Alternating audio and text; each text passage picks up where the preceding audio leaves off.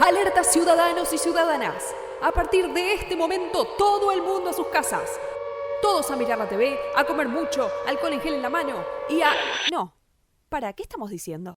Vamos de vuelta. Carlos, ¿me subís al retorno? Alerta ciudadanos y ciudadanas. A partir de este momento, todos con el volumen bien alto. A partir de este momento, comienza BSO, Banda Sonora Original. Temporada 9. You really think you have a chance against us, Mr. Cowboy? Somos radio. Yeah! Somos textos. Who's got my goddamn cigarette? Somos experiencias. Tell me, do you bleed? Somos música. You know what I'm talking about, you fucking cockroach.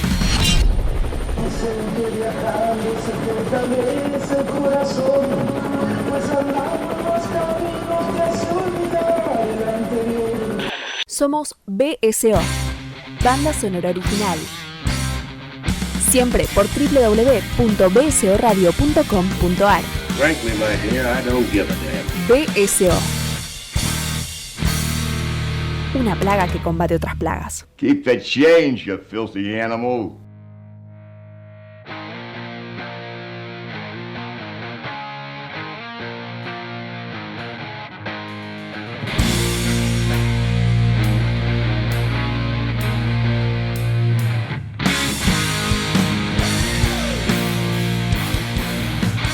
Señoras y señores, bienvenidos a una nueva entrega de Banda Sonora Original. Mi nombre es Diego Cirulo, estamos como todos los jueves presentando un nuevo capítulo de nuestro queridísimo programa, de nuestro queridísimo podcast.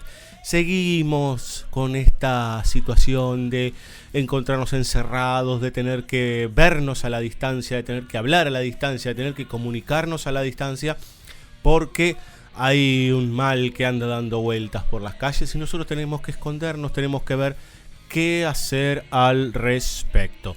Pero yo la verdad que a mí me da un poco de miedito hablar solo, quedarme solo, grabar a oscuras y todo ese tipo de cosas. Por eso me acompaña mi amigo fiel Fabio Damián Villalba. ¿Cómo le va? Muy bien, Cirulo, ¿cómo le va? Y bueno, ya le dije, vio todo, estoy así para atrás, con la garganta un poco tomada, porque vio que cambia la temperatura, y uno que tose y que no tose, y que si coronavirus sí, coronavirus no, y todo eso. Tenga cuidado con eso porque vio que hay mucha policía por la calle, ¿no? Hay mucha gorra, hay mucha patrulla vecinal, y si de golpe uno tose, puede que ahí los fajen ahí mismo. Sí, The Warriors te vienen a buscar. Están las bandas vecinales, ¿vio? Que la pudren toda. Me hacen acordar el capítulo de Los Simpsons donde quieren atrapar al gato. Ese capítulo está basado en dos películas. Uno es La Pantera Rosa, obviamente, y el otro es El mundo se ha vuelto loco. Básicamente toda la parte de la X y todo eso está basado en esa benemérita película, si no recuerdo mal, de los años 60. Y también podemos señalar Para atrapar a un ladrón, porque por supuesto, el ladrón se llama El gato. Exactamente la película de Alfred Hitchcock. Pero no vamos a hablar ni de Hitchcock, ni de El mundo está loco, ni de... Bueno, sí, el mundo está loco. Realmente está loco el mundo, se ha dado vuelta como una media. Y qué mejor, y sin ningún tipo de premeditación, que volver a hablar en nuestro querido podcast de Sci-Fi.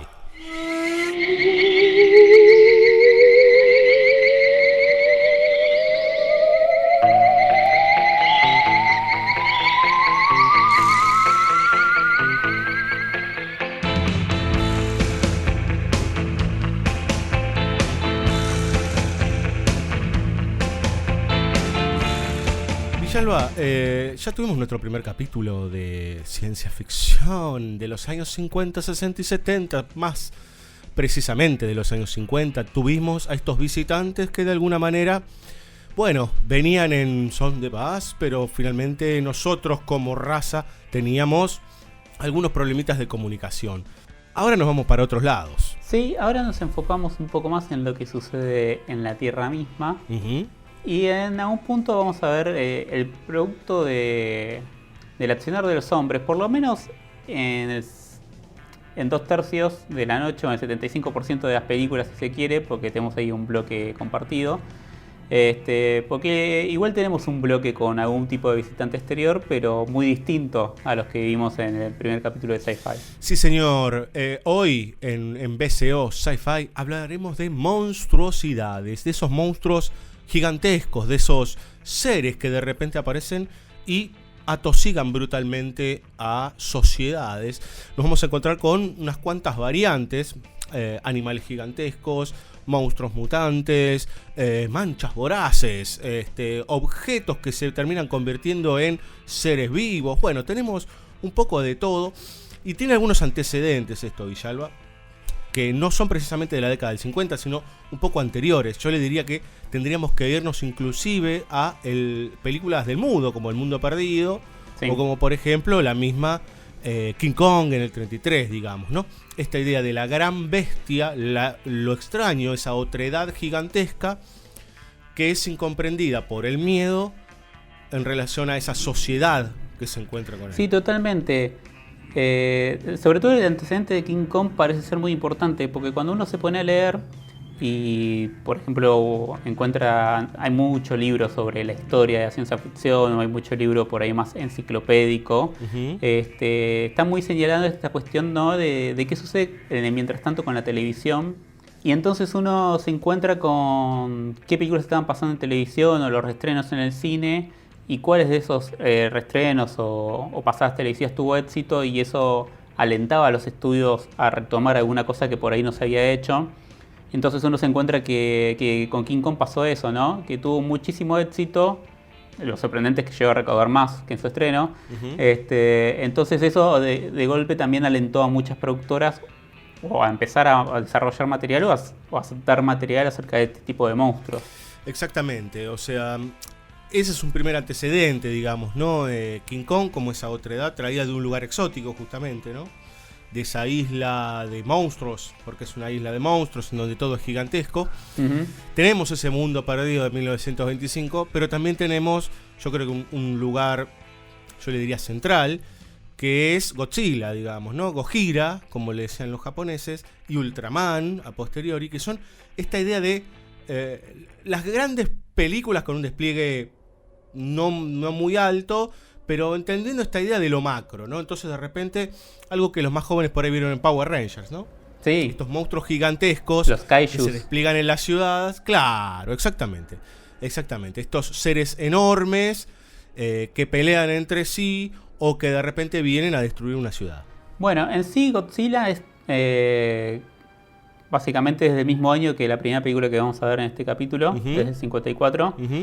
Pero sí, obviamente marca un antecedente para lo que es esto del monstruo rompiendo, atravesando la ciudad.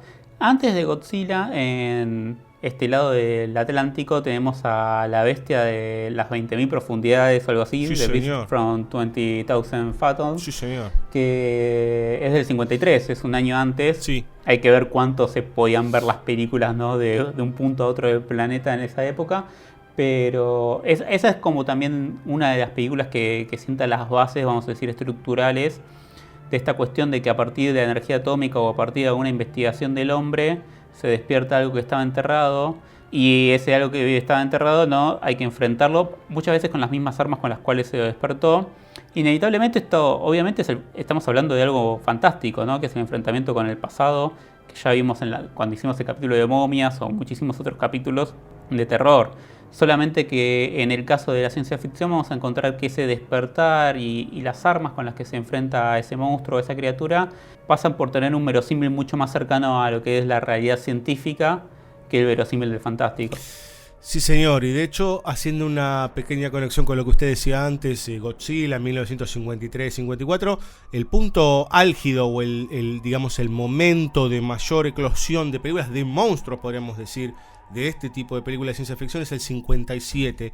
57-58 es donde de repente aparecen películas increíbles como La Tierra versus las arañas, 20 Million Miles to Earth, bueno, de Giant Claw, aparecen escorpiones, pulpos, aparece, hay uno que se llama The Giant Claw, que es un águila gigantesca. Bueno, empieza en el 57-58 Mantis, ¿no? Empieza a aparecer toda esta idea de los monstruos gigantes muy potenciada, digamos, ¿no? En el fin de la década es donde se encuentra como ese punto álgido que es, porque hasta inclusive muchas se estrenan juntas, digamos, ¿no? Todo muy pegadito y muchas producciones obviamente de bajísimo presupuesto. Sí, totalmente. Y es esto, ¿no? De que como muchas de las productoras ven el éxito de alguna de las películas, empiezan a dar luz verde a que su propia compañía puede desarrollar, y en muchos casos de manera abusiva, este tipo de películas. Es la cuestión inflacionaria que siempre charlamos. Por supuesto. También lo podemos pensar que con el éxito de Tiburón y que después existió Piraña, la diferencia es que, bueno, por lo menos Piraña era Dante. Está muy bien. Pero, claro, y está muy bien, y pero no siempre también ocurre. Sí, claro, de James, del amigo James Cameron. Pero no siempre ocurre que los sucesores o las copias, si las queremos llamar así, están al nivel de la original. En este capítulo vamos a ver que sí, igual, justo. En general nos vamos a encontrar con la mayoría de muy buenas o grandes películas, con algunos casos ahí yo le diría, la leyenda es más grande que el propio objeto originario, podríamos decir.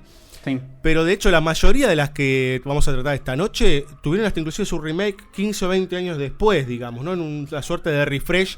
Sí. Previo a lo que es, yo le diría, la muerte de una forma de hacer terror, una forma de hacer fantástico, fantástico no, ciencia ficción, bueno, el combo, digamos, ¿no? Ese tres tipos de películas, cuando llega, ¿no? Todo el nuevo terror, cuando llega la ciencia ficción de alto voltaje, digamos, de mucha guita, con Star Wars, con 2001, etcétera, etcétera, y con toda la movida del nuevo cine fantástico autoconsciente.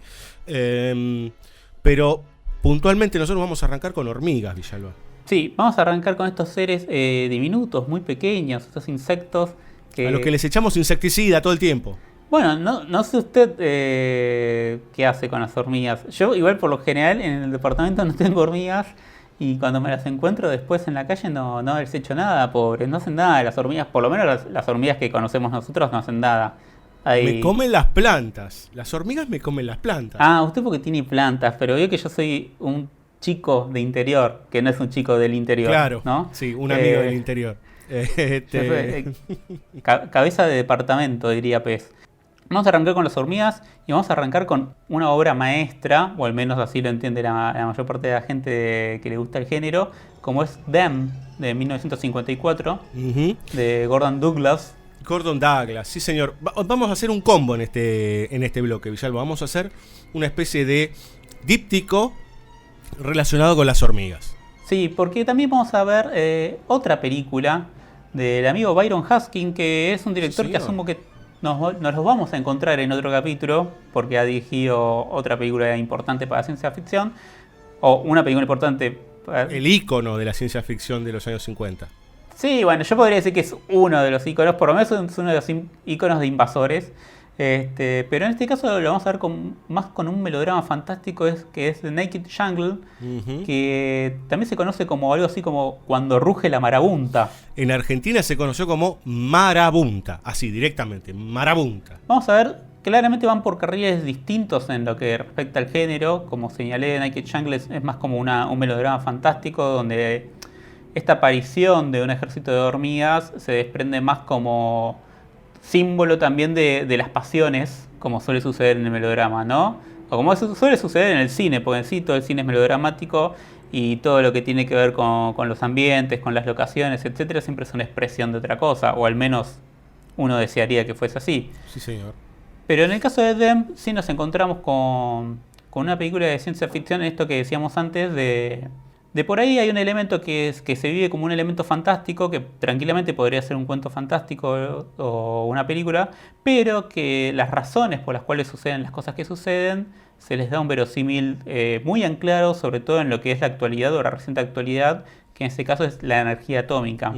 Sí, de hecho la película empieza con tomas aéreas, y vemos ahí a las autoridades que se encuentran con una niñita. Sí, en términos de imágenes, sobre todo la primera hora de Them tiene grandes imágenes, si podríamos decir, de contrastes o imágenes poéticas, como es esto de una niña vagando sola por el desierto, que encuentran estos policías. Uno de los policías va a ser uno de los protagonistas de la película, que es el sargento Ben Peterson. James Whitmore. James Whitmore, que tiene así como un look muy Spencer Tracy en su físico. Sí, totalmente. Para el que no lo conoce a James Whitmore, por ejemplo, es el viejito de Sueños de Libertad de Shawshank Redemption, claro, muchos años después. O, por ejemplo, en The Asphalt Jungle de John Huston, El planeta de los simios. Bueno, tiene un montón. Bien, se encuentran con esta niña y empiezan a investigar qué sucede, porque esta niña está vagando sola en el desierto. Cerca de allí hay una suerte de tráiler de estas casas rodantes que hemos visto mucho en lo que es el imaginario estadounidense. Y esta casa rodante está como partida del medio, pero desde adentro. Una cosa muy extraña, donde de golpe encuentran que hay terroncitos de azúcar desperdigados. Revisan si hubo algún tipo de hurto, pero está el dinero ahí a la vista. Entonces, bueno, te hemos planteado como un misterio, ¿no? En este desierto. ¿Qué está ocurriendo, básicamente?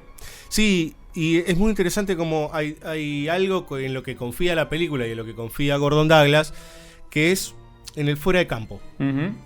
Porque vamos a tener un ratito, no digo largo, pero un ratito hasta que vemos la primera hormiga. En este caso, en Them, las hormigas son gigantes. Sí. El fuera de campo está construido primero por un sonido, algo que vamos a ver también en la última película de la noche.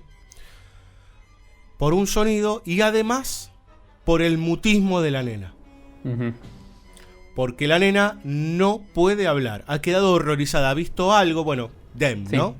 Eso, ¿no? O sea, Them son ellas. O ellos. Pero es esta idea de no tiene nombre.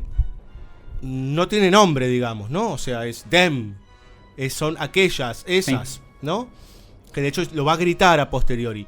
Pero hay toda una idea de lo innombrable, de lo impronunciable. No quiero repetirlo, pero es una idea Lovecraftiana. Sí, obviamente en algún punto sí. También es interesante saber o averiguar que en todo lo que fue la promoción de la película no había hormigas, como para que tuviese sentido este misterio y esta cuestión del pronombre, ¿no? Porque encima ellos, como no tienen la división de género en todos los pronombres, uno no sabe exactamente de qué está hablando. Pero bueno, nos enteramos que este carromato, este tráiler, pertenecía a un agente del FBI que estaba de vacaciones con su familia, o sea, el padre y la madre de la nena. Y entonces ahí entra la otra pata en la película, que es la pata del FBI y que es otro de los protagonistas, que es Robert Graham. Que acá se da esta cuestión que después vamos a ver, o que vimos en muchos policiales, que es la diferencia entre la policía local y el FBI. Y como eso acá está marcado, ¿no? Como marcado de manual. Y como eso genera una suerte de pica, más allá que acá obviamente van a trabajar en conjunto, y eso también es una propuesta de visión política de la película. Bueno, ante determinados enemigos tenemos que unirnos y trabajar en conjunto. Y la tercera pata de la película va a venir por el lado científico, claramente, en un tándem que lo vamos a ver repetido en otras películas, que es la idea del científico ya anciano o grande y su hija o asistente, en este caso hermosos la hija, los dos. El Dr. Medford. Exactamente, Harold Medford y su hija Patricia Medford, que responde el nombre de Pat, y eso nos lleva a la idea del seudónimo que no distingue género, como suele suceder en las películas de Hawks, ¿no? Que la mujer que se integra al mundo moderno de los hombres, por decirlo de una manera, la mujer profesional, que se tiene que hacer un lugar, de golpe no está individualizada como mujer, pero también porque funciona como un igual, ¿no? En los momentos en que las papas quemen, Patricia va a estar ahí bajando el nido de las hormigas, etc. Sí, de hecho este mal o estos presuntos monstruos se revelan, aparecen, son hormigas gigantescas que, dicho sea de paso, para hacer una película clase B están muy bien. Sí. Realmente están muy bien. Nos vamos a dar cuenta que por lo menos en la mayoría, de hecho también en Marabunta, los efectos están muy bien. O sea, hay mucha búsqueda de verosímil, por decir de alguna manera. Nos damos cuenta que este mal se descubre rápido, se acciona rápido sobre ese mal, pero las herramientas específicas de la humanidad que tiene a su alcance en su momento no son suficientes. No, claro, bueno, por un lado la pata científica lo que tiene particular en esto que vos decías de construcción fuera de campo es que llegan unos científicos que en realidad lo que, ahora no me acuerdo, pero voy a decir biólogos, pero no son biólogos, pero que estudian el reino animal, y entonces todos se preguntan, bueno, pero ¿qué onda con esta gente? Ellos tienen una sospecha porque encontraron una huella y esa huella fue la que convocó la pata científica. pero no lo sabemos hasta que se revela, ¿no? La primera hormiga, como vos decías.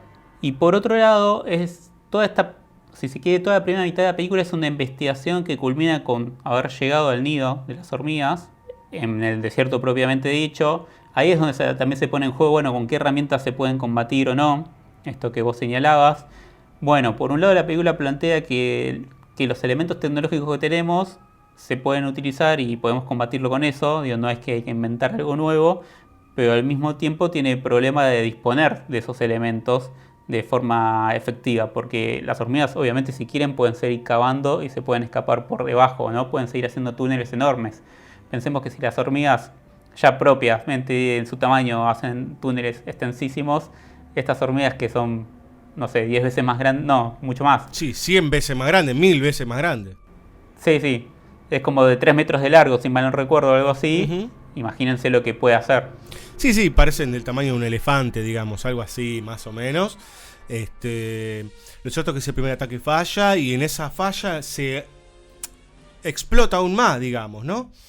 Porque se dan cuenta que las reinas se han escapado y hay algo muy interesante. Una de ellas se mete en un barco, digamos, ¿no? Como hay un signo de inteligencia en que pueden empezar a expandirse en el mundo. Toda esa situación que sería como el clímax de la mitad es el descenso al nido que está en el desierto, uh-huh, que para mí es como el antecedente más claro de Aliens, de Cameron, lo que vamos a ver después en toda Aliens, que es esta cosa de meterse en el nido de un sistema, de algo que tiene un sistema de reproducción distinto al ser humano, etc. Y como vos decís, la reina dio a luz a 2 reinas más, y como las reinas tienen alas pueden ir volando. Uh-huh. Y para mí de la segunda mitad de la película lo mejor es eso del ataque al barco, sin lugar a dudas, porque de nuevo es esta cosa que tenía mucho, sobre todo la primera parte, que es las cosas corridas de su lugar. Si queremos, la película en sí es como una primera investigación hasta que vamos hasta el nido, y la segunda parte de la película es la misma investigación pero a gran escala en todo Estados Unidos hasta que encontramos el nuevo nido de la nueva reina. Lo que pasa es que esta segunda parte es como mucho más hablada la película.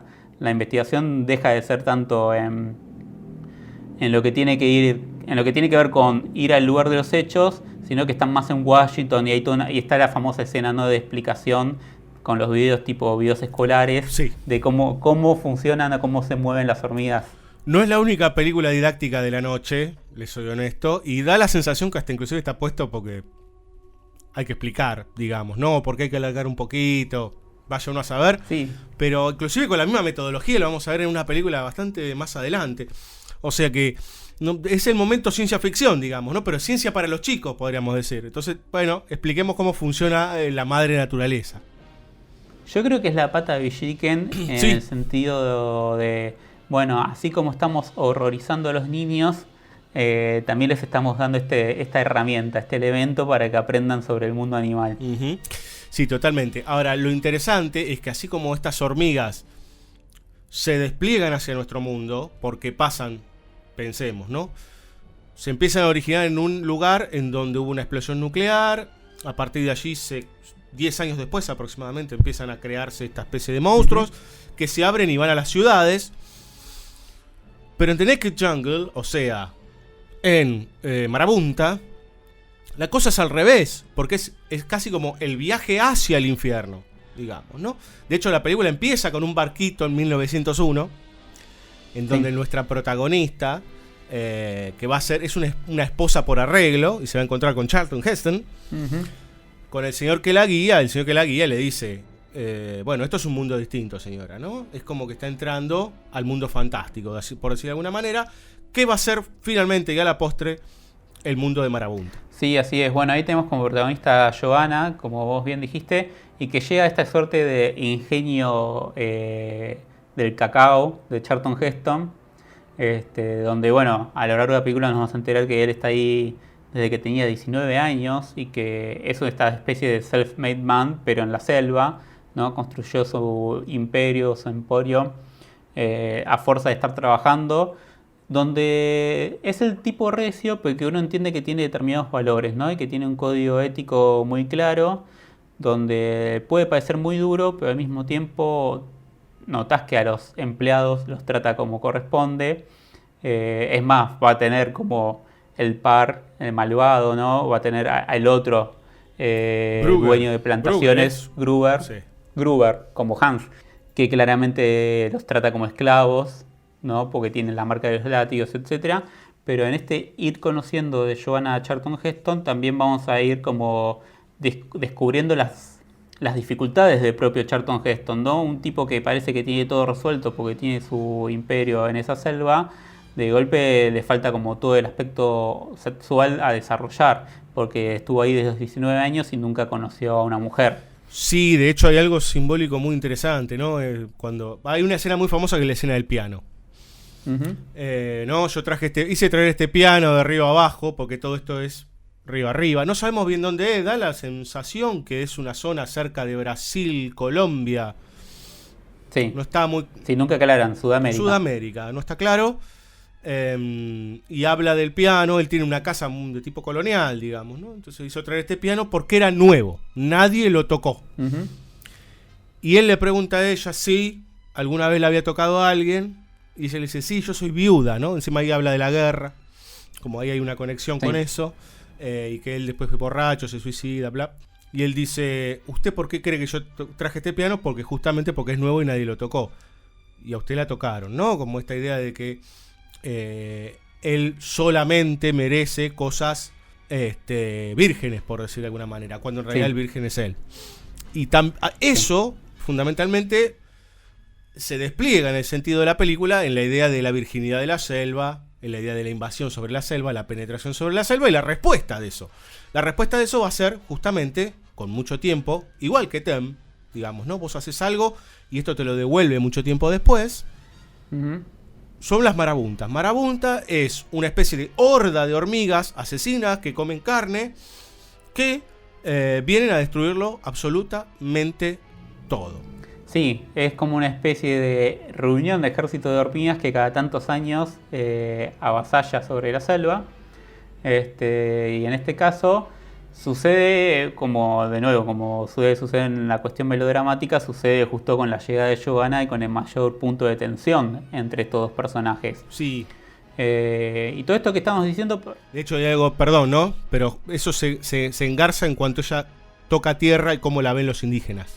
Sí, claro. Que además para mí es muy particular porque uno cuando arranca la película supone que el enfrentamiento de mundos va a ser más de que Joanna tiene que dejar por un lado todo el aspecto civilizatorio y adentrarse en los misterios de la selva, y en realidad el que tiene mayor arco de transformación es Charlton Heston más que ella. Sí, señor. Y eso es muy interesante también, sí, como lógica. Sí. Porque, como vos decías, o sea, quiere todo nuevo, quiere todo primero, o nunca utilizado, porque está como construyendo su visión ideal de su Xanadu, de su mundo, y después termina teniendo que quemar todo, ¿no? Tiene que quemar las naves, literalmente, y tiene que inundar todo, ¿no? Que son como esas cuestiones de la muerte ritual, muerte por fuego, muerte por agua y resurrección. Bueno, todo ese proceso lo va a vivir Charlton Heston en su enfrentamiento con este ejército de hormigas. Exacto, en ambas películas estas fuerzas son una respuesta hacia el accionar del hombre, claramente. Uh-huh. En el caso algunas son hormigas chiquitas, en el otro hormigas grandes, o como la propaganda, ¿no? Probaste el chiquito, probá el grandote, el alfajor grandote justamente. Pero en este caso, en ambos casos, la idea de como de repulsión, digamos, ¿no? O sea, vos me viniste con esto, ahora te vuelve, digamos, ¿no? Te vuelve el tsunami, de alguna forma. Creo que el tsunami es más claro, si quieren, en Marabunta, digamos, ¿no? Esa oleada de hormigas asesinas que responden, que también otra vez es lo mismo, ¿no? Ese horror que emerge luego de la mano del hombre, esa mano positivista, esa mano de progreso, esa mano cientificista. Básicamente es eso.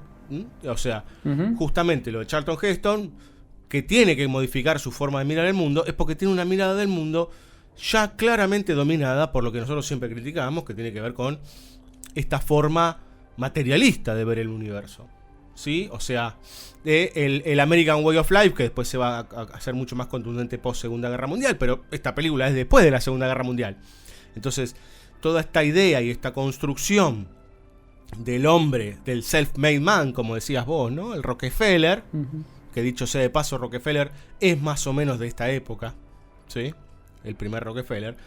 Es interesante ver cómo se deconstruye. Tal vez esto no está en Dem, porque me parece que hay héroes que se sacrifican, hay otra idea en Dem al final. Bueno, en las dos películas se sacrifican porque... Sí, claro, sí, pero sí, digamos en el caso los de Dem, costos en tal caso.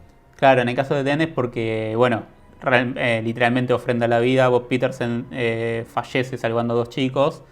Pero sí, en todo caso para mí es importante pensar que ninguna de las películas plantea como, bueno, hay que volver atrás o hay que volver a vivir en la naturaleza, sino que es un hacerse cargo, hacerse responsable de lo que uno produce. No. Lo dice el científico al final de Dem, ¿no? Cuando están por liquidar con fuego a las hormigas, es como, bueno, hay que tener cuidado con lo que producimos porque por ahí estamos desarrollando el próximo arma que nos va a dejar afuera de este mundo. Exactamente. ¿Quiere escuchar un poco de música, Villalba? Escuchemos música. Vamos a escuchar una suite justamente de The Naked Jungle o Marabunta, que ha tenido una suerte de reversión en 1977 y otra en 1998. No son exactamente lo mismo, pero hablan de estas marabuntas que se vienen a llevar todo puesto. Daniel Amfiteatrov es el encargado de la banda sonora de Marabunta.